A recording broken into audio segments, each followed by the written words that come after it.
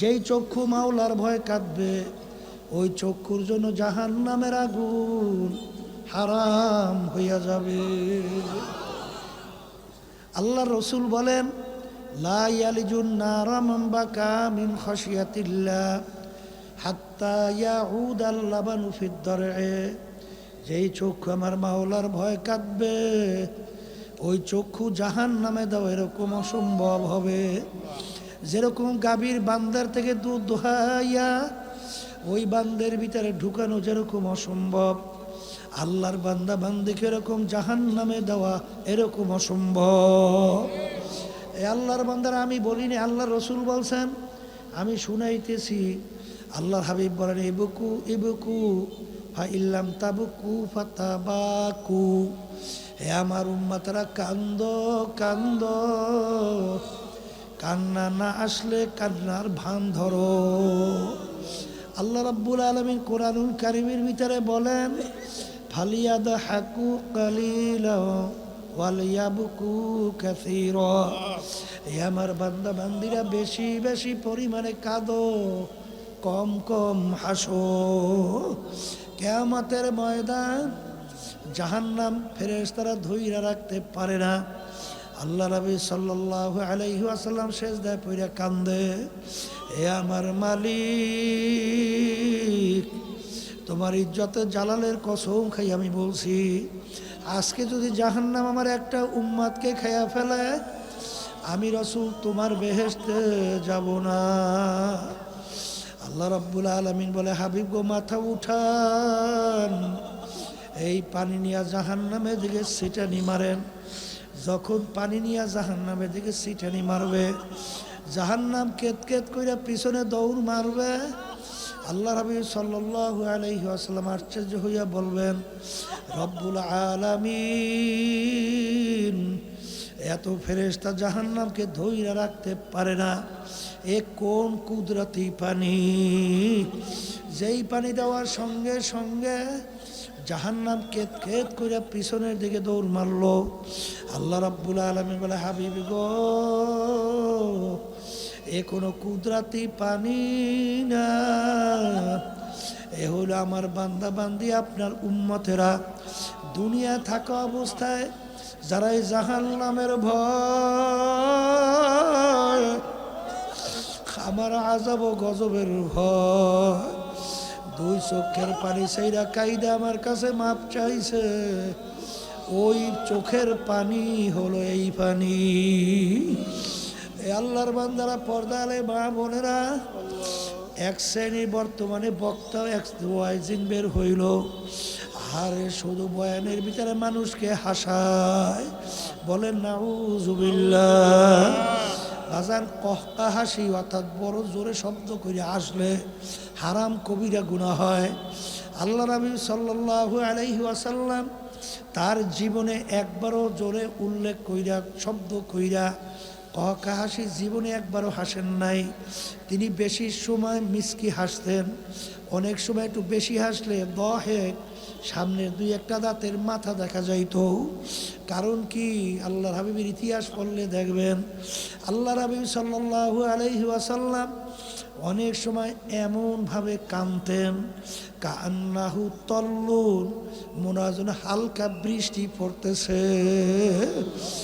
আর আলী রাদিয়াল্লাহু তাআলা আনহু, আমার মাওলার ভয়, মাওলার আযাব গজবের ভয়, মালিকের জাহান্নামের ভয়, কাঁদতে কাঁদতে গালের ভিতরে দাগ পইরা গেছিল। লোকেরা বলে, আমির, দাগে ঔষধ লাগান ভালো হবে। হাল তিনি বলেন, আমার সাথীরা, কিয়ামতের ময়দানে মালিক যখন জিজ্ঞাসা করবে, ওমর কি আমল আমার কাছে নিয়ে আসছো, বলবো, মালিক, তোমার ভয়, তোমার জাহান্নামের ভয়। কাঁদতে কাঁদতে কালে দাগ পরাইয়া নিয়ে আসছি। এ কবরের যাত্রীরা, যেই মামলার তদবির নাই তার কিন্তু খালাস নাই। বাজান, দুনিয়ার কেসের ভিতরে পড়লে সেখানে যদি তদবির না করেন কেসে ভালো ফলাফল পাওয়ার আশা করা যায় না। হে কবরের যাত্রীরা, তোমার আমার সামনে আখিরাতের 5টা মামলা দাঁড় হইয়াছে। একটা মৌতের মামলা, কবরের মামলা, মিজান পুসরাতের মামলা, কিয়ামতের ময়দানের মামলা। এই মামলায় যদি তদবির না করো, দুনিয়া থাকো অবস্থায়, ওই মামলায় কিন্তু ভালো ফলাফলের আশা করা যায় না। বাজার আমার মৌত কি ইমান সহকারে হবে না কোন অবস্থায় হবে, এই চিন্তা যারা করবে এবং মৌত ইমান সহকারে হওয়ার জন্য যারা চেষ্টা করবে, আল্লাহর ফজলও করবে, তাদের ইমান সহকারী মৌত হবে। বাজার এরকম শত শত হাজার হাজার ঘটনা বাজার বাংলাদেশের মধ্যেও আছে। হারে মৌতের পূর্ব মুহূর্তে তাদের জবান থেকে কালিমা বের হইতে আছে। আল্লাহ আমার জন্য, আমাদের সবার জন্য কবুল করে না। হাদিসের ভিতরে আসছে, মান ক্বালা লা ইলাহা ইল্লাল্লাহ ফাদাখালাল জান্নাহ। অন্য হাদিসের ভিতরে হাক্কান, যে কালিমার হক আদায় করতে পারবে এবং সেই অনুযায়ী কালিমা পাঠ করবে, সে বেহেশতের ভিতরে ঢুকবে। এ কবরের যাত্রীরা দলাদলি বুঝি না। কবরে কিন্তু কোনো দলের পরিচয় নাই, কোনো পীরের পরিচয় নাই, কোনো মুরিদের পরিচয় নাই। তুমি বড় বংশের না ছোট বংশের, শিক্ষিত না অশিক্ষিত, সুন্দর না কালো, সম্পদের বেশি মালিক না কম মালিক, তুমি কি রাস্তার ফকির না বাদশাহ, এই পরিচয় কিন্তু কবরে চলবে না। আমার বাজানদেরকে বলবো, পর্দা আলে মা বোনদেরকে বলবো, কবরে কিন্তু প্রশ্ন 3টা। 1 নম্বর প্রশ্ন মান রব্বুকা, 2য় নম্বর প্রশ্ন আমার দীনুকা, 3য় নম্বর প্রশ্ন আমার নাবিয়ুকা। এই 3 প্রশ্নের ভিতরে কোথায় কিন্তু আছে তুমি পীর না মুরিদ, তুমি কি চৌধুরী বংশের না তালুকদার বংশের, না তুমি সৈয়দ বংশের, আছে? তুমি কি সুন্দর না কালো, আছে? তুমি কি ধনী না গরিব, আছে? তুমি কি শিক্ষিত না অশিক্ষিত, এই পরিচয় আছে? যদি নাই থাকে, আমার বাজানদেরকে বলবো, পর্দা আলে মা বোনদেরকে বলবো, দুনিয়ায় কিন্তু আসা একই অবস্থায়, রওনাও কিন্তু করা লাগবে একই অবস্থায়। দুনিয়ার ভিতরে যখন রাজা বাদশাহ আসছে, প্রধানমন্ত্রী আসছে, ল্যাংটা অবস্থায় দুনিয়াতে আসছিল। রাস্তার ফকির সেও যখন দুনিয়াতে আসছে, ল্যাংটা অবস্থায় আসছে। বাজান ভাগ্যের বিনিময়ে কেউ বা বাদশাহ, কেউ বা প্রধানমন্ত্রী, কেউ বা অমুক তমুক সমুক, আর বাজান কেউ বা রাস্তার ফকির। হে কবরের যাত্রীরা যখন কবরে রওনা করবে, বাদশাকেও কিন্তু কাপড় 3টা দিয়েই প্যাঁচ দিবে, আর রাস্তার ফকির তাকেও কিন্তু কাপড় 3টা দিয়েই প্যাঁচ দিবে। বাজান প্রশ্ন কবর কিন্তু একই রকমের হবে। বাদশার জন্য কবর 3.5 হাত, গরিবের জন্য কবর 3.5 হাত। ভাগ্যের বিনিময়ে দুনিয়া কেউ বাদশা, কেউ বা রাস্তার ফকির। হে দুনিয়া পাগল আমার বাবারা, বাজান কিয়ামতের ময়দান, অনেক বাদশা কিয়ামতের ময়দানে ফকির হইয়া উঠবে, আর অনেক ফকির আল্লাহর ফজল করবে বাদশাহ হইয়া উঠবে। বেলালে হাবশী রাদিয়াল্লাহু তাআলা আনহু দুনিয়ার ভিতরে গোলাম জাদা গোলাম, তার আব্বাও ছিল গোলাম, তিনিও ছিলেন গোলাম। ওদিকে বংশের দিক থেকে একেবারে নিচু, বাজান হাবস বংশের লোক ছিল। চেহারার দিক থেকে কালো, যারা কালো মানুষ দেখছেন বাজান, হারে কালো তেমন ঠকপথ নাই। শিক্ষার দিক থেকে বকালাম, অর্থাৎ নিজের দস্তখত করতে জানতেন না। ওদিকে সম্পদ টাকার দিক থেকে নিচ্ছ, 1 পয়সারও মালিক ছিলেন না। কিন্তু কিয়ামতের ময়দান, আল্লাহর হাবিব যেই বাহনের উপরে বৈশা বেহেশতে ঢুকবেন, সেই বেহেশতের রশি ধরা থাকবে বেলাল হাবশী রাদিয়াল্লাহু তাআলা আনহু তার হাতে। আল্লাহর হাবিব যখন সবে মেরাজে গেলেন, বেহেশতের ভিতরে খরমের আওয়াজ পাওয়া যায়।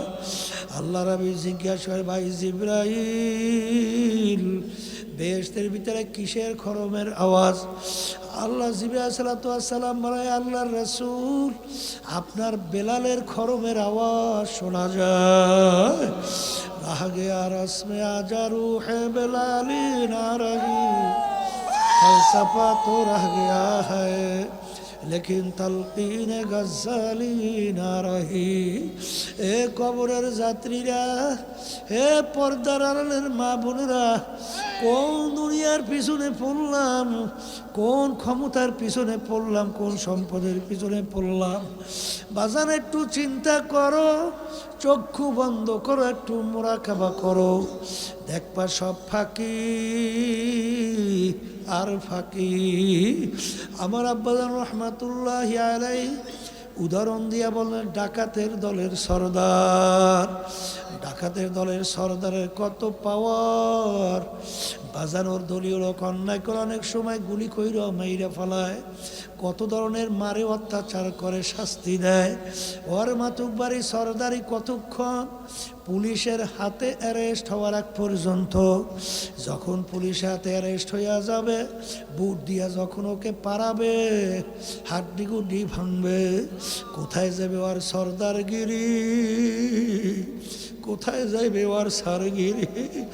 এ কবরের যাত্রীরা, আজকে দুনিয়ার ভিতরে অনেকে পরিচয় দেয়, আমি পীর, আমি চেয়ারম্যান, আমি মেম্বার, আমি এমপি, আমি মিনিস্টার, আমি এত সম্পদ, এত টাকার মালিক, আমি শত হাজার কোটি টাকার মালিক, আমি অমুক বংশের অমুক শিক্ষিত, অমুক পাণ্ডিত, আমি অমুক টমুক সমুক।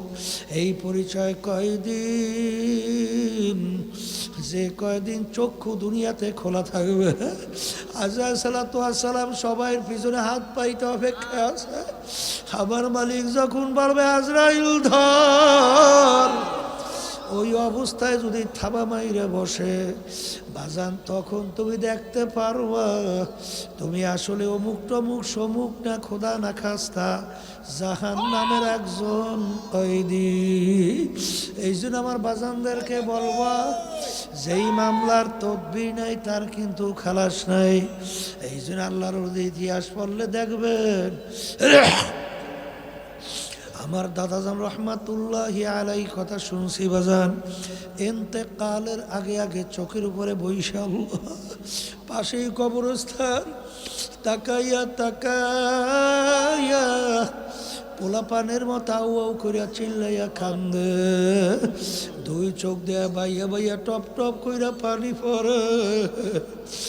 আর মালিকের দিকে ফিরা করুণ সুরে ডাক দেয়, আর করুণ সুরে ডাক দিয়া বলে, ওরে আমার মালিক, ওরে আমার মাহবুব, তুমি যদি আমাকে কবরে মাপ না করো, ওই অন্ধকার কবরে আমি একা কেমনে থাকবো? ওই কবরে তো কেউ নাই, কবরে তো বালিশ নাই, বিছানাও নাই, বাতিও নাই, কবরের সাথীও নাই। ওই কবর কেমন হবে? আল্লাহ রাসূল সাল্লাল্লাহু আলাইহি ওয়াসাল্লাম বলেন, কবর তোমাকে আমাকে ডাক দেয়। আল্লাহ রাসূল বলেন, তোদেরকে ডাক দেয়, তোমাদেরকে ডাক দেয়। কি কইয়া?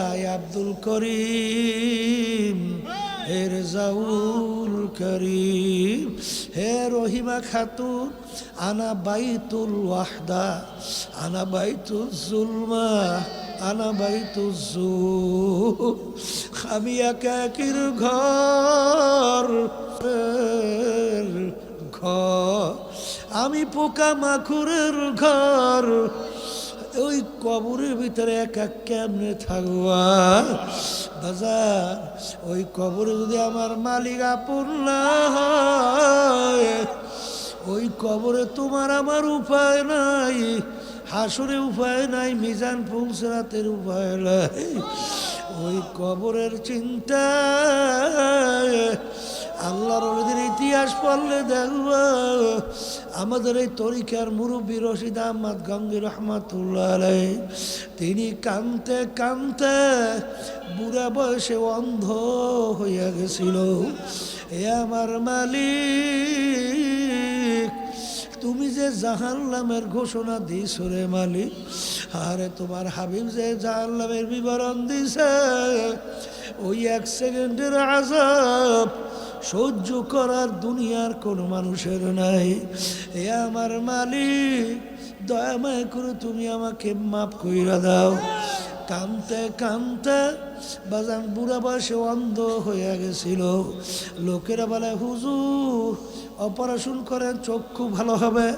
তিনি বলেন সাথীরা কিয়ামতের ময়দানে যখন আমি উঠব, অন্ধ অবস্থায় উঠতে চাই, মালিক যেন আমার কাছে কোনো প্রশ্ন না করে। মালিক যদি প্রশ্ন করে আমার কোনো উপায় নাই, এই জন্য আমি মালিকের সামনে অন্ধ অবস্থায় দাঁড়াইতে চাই। যেই মামলার তদবির নাই, ওই মামলারও কিন্তু খালাস নাই। এই দুনিয়ার পাগল আমার বাবারা, পর্দার আড়ালের মা বোনেরা, আজকে দুনিয়া চিনছ, দুনিয়ার সম্পদ টাকা পয়সা চিনছ, সম্মান চিনছ, এই জন্য দুনিয়া কামাই করার জন্য রাত্র দিন অনেক সময় নষ্ট করো, কিন্তু আখিরাতের পরিচয় পাও নাই, আল্লাহর পরিচয় পাও নাই, বেহেশত ও জাহান্নামের পরিচয় পাও নাই। এই জন্য জাহান্নাম থেকে বাঁচার জন্য, বেহেশতে যাওয়ার জন্য চেষ্টা চিন্তাও নাই।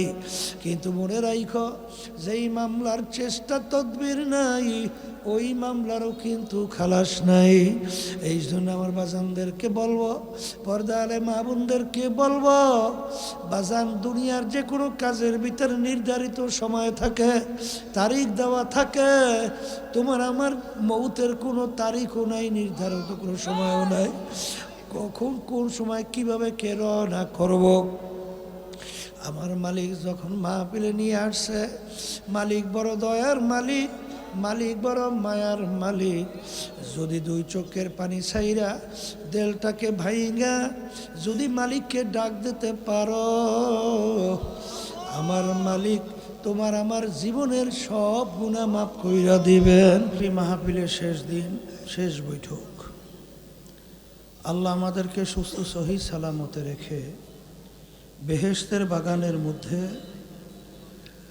জাকিরিন শাকিরিন সাদিকিন অনেক আল্লাহর খাস বান্দারাই মজলিসে আছে, যাদের সঙ্গে আমাদের জীবনের একটা সময় রব্বুল আলামিন কাটাবার সুযোগ করে দিলেন। শুকরিয়া তান বলি আলহামদুলিল্লাহ। মানুষ মরণশীল। গালেবে গুমান হাকিমুল উম্মাদ আশরাফ আলী থানভী রহমাতুল্লাহি আলাইহি, তার কাছে একজন জিজ্ঞেস করছিলেন, হুজুর মৃত্যুর কি কোনো নির্ধারিত সময়সীমা আছে? হুজুর বলছিলেন আছে। কলে তা কেমন? কলে তুমি যেদিন জন্মগ্রহণ করছো সেদিন নির্ধারণ হয়ে গেছে তুমি একদিন মৃত্যুবরণ করবা। এই মাদ্রাসা বামইল আমার এখনো মনে আছে, তখন স্যার পাড়াইয়ে গেছিলাম, আব্বাজান রহমাতুল্লাহি আলাইহির সাথে আসছিলাম। যে মাদ্রাসা ওদুদের আব্বা সহ যারা প্রতিষ্ঠা করছিলেন, এলাকার অনেক মুরব্বী আজকে দুনিয়াতে নাই। আব্বাজান রহমাতুল্লাহি আলাইহি তিনিও নাই। এমন একদিন আসবে আমরাও থাকবো না। মানুষ মরণশীল। একদিন আমাদেরকে সবাইকে দুনিয়া থেকে বিদায় নিয়ে কবরে যাওয়া লাগবে। দুনিয়ার ভিতরে যত জাতি বিচরণ করে, সব জাতি কিন্তু পরকাল বিশ্বাস করে। হিন্দুরাও করে, খ্রিস্টানরাও করে, অন্যান্য বিজাতি তারাও করে। আমরা মুসলমান, আমরাও কিন্তু পরকাল বিশ্বাস করি। কথা ঠিক না? কিন্তু তামাম দুনিয়ার ভিতরে একমাত্র মুসলমান জাতি ছাড়া অন্য কোনো জাতি চ্যালেঞ্জের মাধ্যমে বুক টান করে, বুক ফুলাইয়া কেউ টিকতে পারে নাই, কোনোদিন পারবে না। একমাত্র দুনিয়ার ভিতরে মুসলমান জাতি আজকে দুনিয়ার মধ্যে চ্যালেঞ্জের মাধ্যমে গলা টান করে বুক ফুলাইয়া দুনিয়ায় টিকে আছে।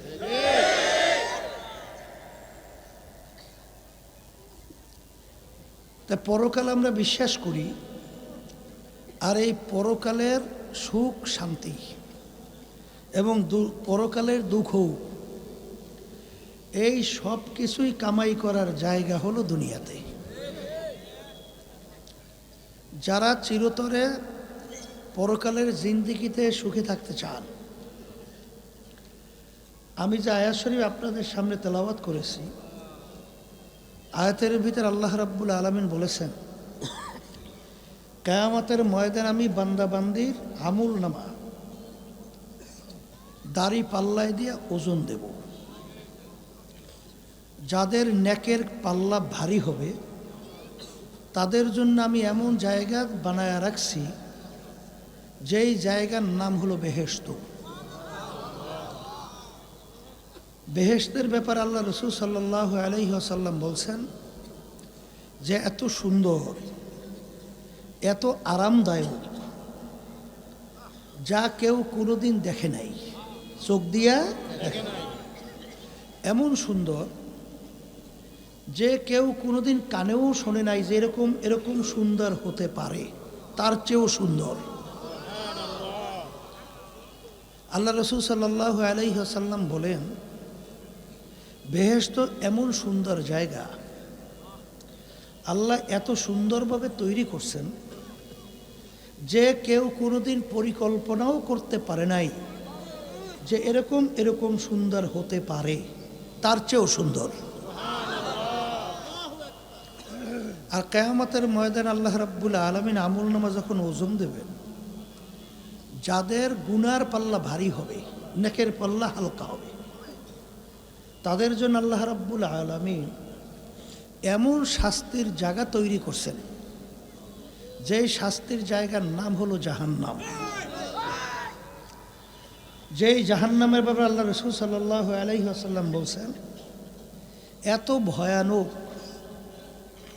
এত কঠিন যে কেউ কোনোদিন শোনে নাই, দেখেও নাই, কল্পনাও আসে নাই যে এরকম শাস্তি, এরকম কষ্ট, এরকম ভয়ানক হতে পারে, তার চেয়েও ভয়ানক। কে বলছে? আল্লাহ রাসূল সাল্লাল্লাহু আলাইহি ওয়াসাল্লাম। এখন আমার ভাইদেরকে বলবো, পর্দার আড়ালের মা বোনরা যারা শুনতেছেন, আমরা মুসলমান যারা, তারা তো স্বাভাবিক চাই যে দুনিয়া থেকে বিদায় নিয়ে কবরে যাব, ওই আখিরাতের যে স্থায়ী শান্তিকে বেহেশতে আমরা যাব, এরকম নিয়ত আছে না? এই বেহেশতে যাওয়ার জন্য, জাহান্নাম থেকে বাঁচার জন্য যে মাহফিলে আসছে, এই জাহান্নাম থেকে বাঁচার জন্য, বেহেশতে যাওয়ার জন্যই তো নামাজ পড়ি, রোজা রাখি, হজ যাকাত আদায় করি, ভালো কাজগুলো করি, কথা ঠিক না? অনেক সময় আমার অনেক ভাইরা, অনেক পর্দার মা বোনেরা, তারা বলে, হুজুর চাই তো ভালো কাজ করতে, কিন্তু পারতেছি না। না পারার পিছনে কারণ আছে না? না, নাই। আল্লাহ রাব্বুল আলামিন আপনাকে আমাকে বানাইছেন, বানানোর পরে দুনিয়াতে পাঠাইছেন। আল্লাহ রাব্বুল আলামিন কোরআনুল কারীমের ভিতরে বলছেন, আল্লাযী ইউওয়াসউইসু ফী সুদুরিন নাস মিনাল জিন্নাতি ওয়ান নাস। এখানে দুই ধরনের শত্রুর কথা আল্লাহ বলছেন, যে তোমাদেরকে শত্রু ধোঁকা দিয়া, খারাপ কাজের ভিতরে লিপ্ত করাইয়া জাহান্নামে নেওয়ার জন্য চেষ্টা করে। এর ভিতরে একটা হলো জিন শয়তান। কি শয়তান? আর জিন শয়তানের ব্যাপার আল্লাহ রাব্বুল আলামিন বলছেন, ইন্নাশ শাইতানা লাকুম আদুউন ফাত্তাখিযুহু আদুওয়া। কোরআনুল কারীমের ভিতরে আল্লাহ বলছেন যে শয়তান তোমাদের জাহের বাহের প্রকাশ্যে শত্রু, ওকে তোমরা শত্রু হিসাবেই জানো, কখনো বন্ধু হিসাবে গ্রহণ করিও না। কে বলছেন?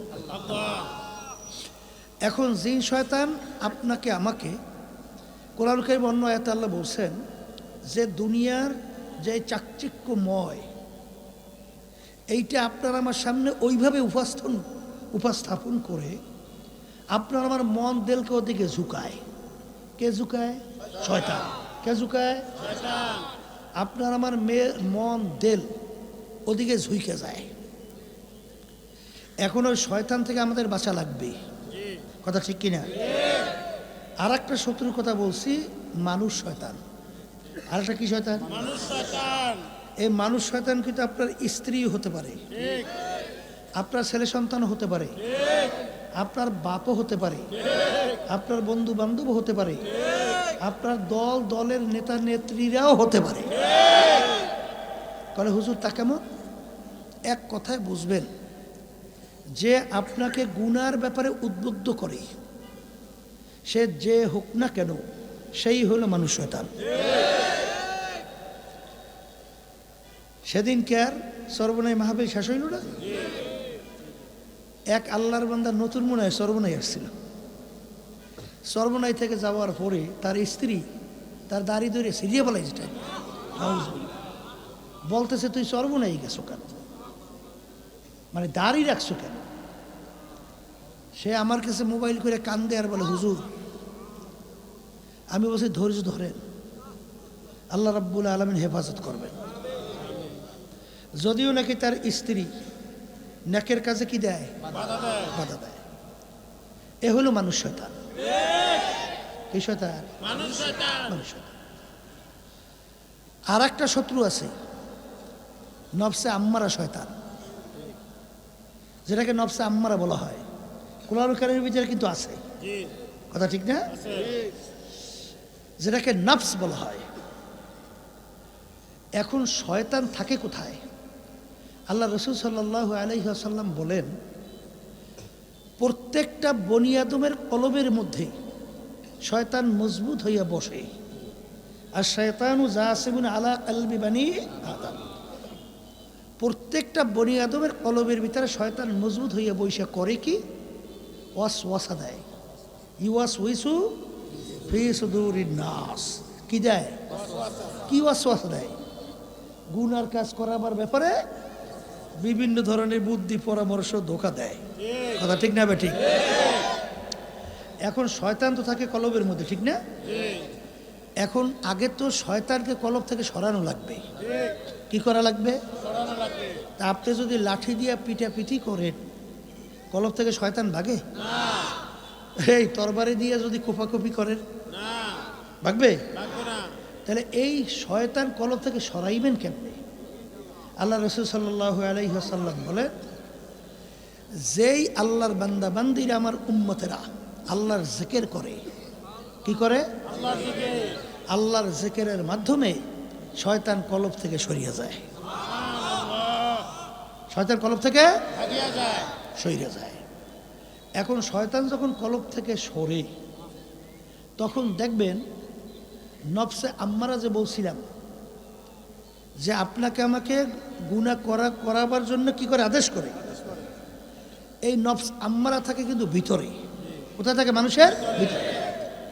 শয়তান দেয় পরামর্শ, আর নফস আম্মারা সে ভিতরে থেকে ওটা বাস্তবায়ন করায়, কথা ঠিক কিনা? এখন যুদ্ধের কিন্তু একটা কৌশল আছে। কি কৌশল? দেখবেন যদি দেশ দখল করতে হয়, তখন বাদশাকে ঘায়েল করার আগে তার আশেপাশে পরামর্শদাতা থাকে না? না থাকে না? মন্ত্রী পরিষদ। কি পরিষদ? মন্ত্রী পরিষদ, উপদেষ্টাও অনেক কিছু। আগে এদেরকে সরাইতে হয়, তাহলে বাদশাকে দমন করা যায় না, ঠিক কিনা? তো এখন শয়তান হইল মন্ত্রী, প্রধান, উজিরে আলা, প্রধানমন্ত্রী, পরামর্শ দেয় বাদশাকে। তাকে শয়তানকে সরাইতে হবে। এখন শয়তান সরানোর জন্য অস্ত্র কি? বলেন মুখ খুললে আল্লাহর জিকির। আল্লাহর জিকিরের মাধ্যমে শয়তান কি হয়? দূর হয়। এখন মন্ত্রী পরিষদ যখন ভেঙে যায়, তখন সরকার কি হয়? বাদশা দুর্বল হয়। এখন এই বাদশার সঙ্গে যুদ্ধ করতে হবে। কি করা লাগবে? এই যুদ্ধ করতে হবে। যুদ্ধটা কিন্তু অত সহজ না। আল্লাহ রাসূল সাল্লাল্লাহু আলাইহি ওয়াসাল্লাম বলছেন, রজানা মিন জিহাদিল আসগারি ইলা জিহাদিল আকবার। আল্লাহ রাসূল সাল্লাল্লাহু আলাইহি ওয়াসাল্লাম বলছেন যে, হে আমার সাহাবারা, ছোট যুদ্ধের থেকে বড় যুদ্ধের দিকে রওনা করলাম। কে বলছেন? আল্লাহ রাসূল। সাহাবায়ে কেরাম প্রশ্ন করলেন, হে আল্লাহ রাসূল সাল্লাল্লাহু আলাইহি ওয়াসাল্লাম, এখন মাত্র যুদ্ধ করলাম, আমাদের কত লোক শাহাদত বরণ করছে, ওদের কত লোক মাইরে ফেললাম, এর চেয়ে আবার বড় যুদ্ধ কোনটা? আল্লাহ রাসূল সাল্লাল্লাহু আলাইহি ওয়াসাল্লাম বলেন, নফসের সঙ্গে জিহাদ করা এর চেয়ে বড় যুদ্ধ। নফসের সঙ্গে জিহাদ করা এই যুদ্ধের চেয়ে বড় যুদ্ধ। বলে তা কেমন?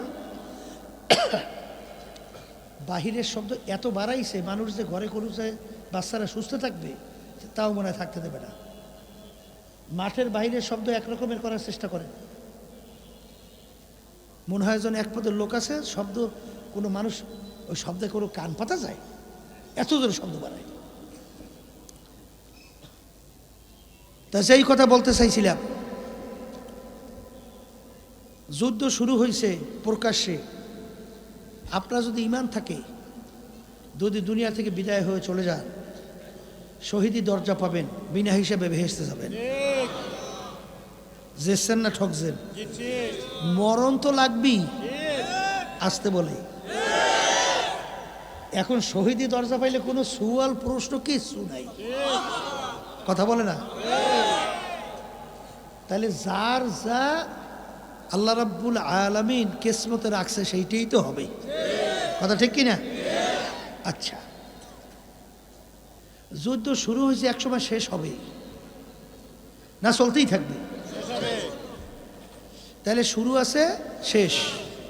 আর ইসলামের পক্ষে যদি আপনার নিয়ে সহি থেকে আল্লাহকে রাজি খুশির উদ্দেশ্যে আপনারা যদি যুদ্ধ করেন, দুনিয়া থেকে বিদায় হইলে কি হবে? শহীদ দরজা, বিনা হিসেবে বেহেশত। আর নফস আম্মারা, ওই যুদ্ধে যদি আপনি ঠইকে বসেন তাহলে চিরতরে জাহান্নামী। অনেক সময় ঈমান হারা হয়ে কবরে যাবে, তাই ঈমান হারা হইলে তো চিরতরে জাহান্নামী, কথা ঠিক কিনা? এরপর নফস আম্মারার সাথে যুদ্ধ, ওইল গোপন শত্রু, দেখা যায় না। নফস দেখা যায়, তাহলে গোপন শত্রু প্রকাশ্যে শত্রুর চেয়ে বড়, কথা ঠিক কিনা? এই জন্য বড় যুদ্ধ। আর নফস আম্মারার সঙ্গে যুদ্ধ এখন শুরু হয়েছে, শেষ না একেবারে রুহু বাইরান পর্যন্ত, একবার রুহু বের হওয়া পর্যন্ত নফসের সঙ্গে জিহাদ, কথা ঠিক কিনা?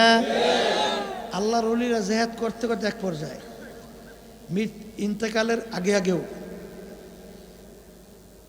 বলতেছিলেন তার মন চাইছে ইন্তেকালের আগে একটু শারিক খাবে। তখন তিনি বলতেছেন, নফস, তোর বিরুদ্ধে আজীবন জিহাদ করে আসছি, এখন মৌতের পূর্ব মুহূর্তে তোর আশা আমি পুরাবো যে না, খাবো না, খাবো না।